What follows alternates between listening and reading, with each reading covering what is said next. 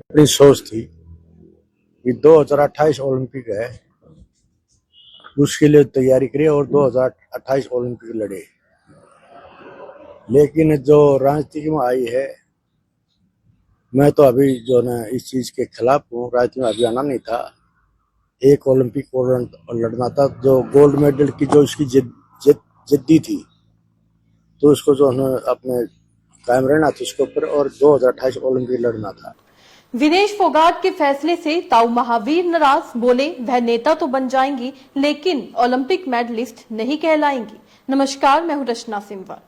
हरियाणा की पहलवान विनेश फोगाट के ताऊ द्रोणाचार्य अवार्ड से सम्मानित महावीर फोगाट उनके राजनीति में उतरने के फैसले से नाराज नजर आ रहे हैं। महावीर का कहना है कि विनेश ने राजनीति में जाने का फैसला जल्दबाजी में लिया है।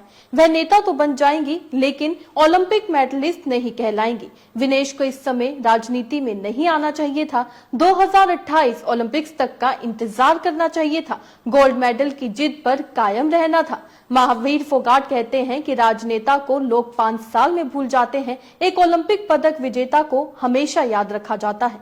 अगर उसे राजनीति करनी भी थी तो वह 2028 का ओलंपिक खेलने के बाद भी कर सकती थी। अभी उसकी उम्र सिर्फ 30 साल है। उसने देशवासियों के सपने को पूरा नहीं किया। महावीर फोगाट ने कहा कि किसी खिलाड़ी को राजनीति में तब आना चाहिए जब खेल में उनकी आस न बची हो। विनेश एक और ओलंपिक्स का हिस्सा हो सकती थी। उन्हें पहले ओलंपिक्स में लड़ना था, इसके बाद राजनीति में एंट्री करनी थी। महावीर फोगाट ने कहा कि बच्चे जवान हैं, अपना फैसला खुद लेने में सक्षम हैं। उनका जो कर्तव्य था उन्होंने निभाया, उन्हें पाल पोस कर बड़ा किया। आगे उनकी मर्जी है कि वे क्या करते हैं। गौरतलब है कि बबीता फोगाट पहले से बीजेपी से जुड़ी हुई हैं। वहीं इसके अलावा पूर्व भाजपा सांसद बृजभूषण शरण सिंह ने भी कहा है कि विनेश फोगाट हरियाणा की मुख्यमंत्री बन जाए।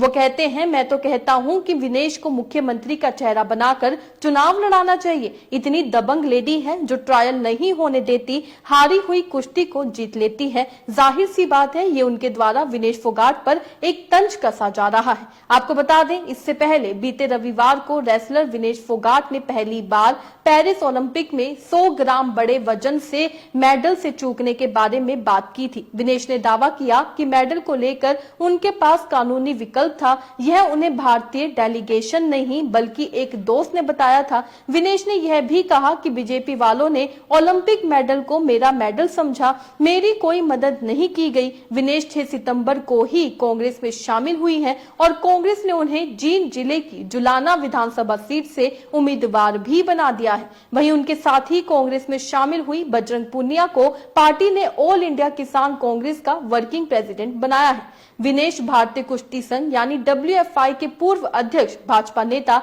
बृजभूषण सिंह के खिलाफ यौन शोषण के आरोपों से जुड़े आंदोलन की अगुवाई करने वालों में शामिल थी। कांग्रेस में शामिल होने से पहले दोनों पहलवानों ने राहुल गांधी से मुलाकात भी की थी।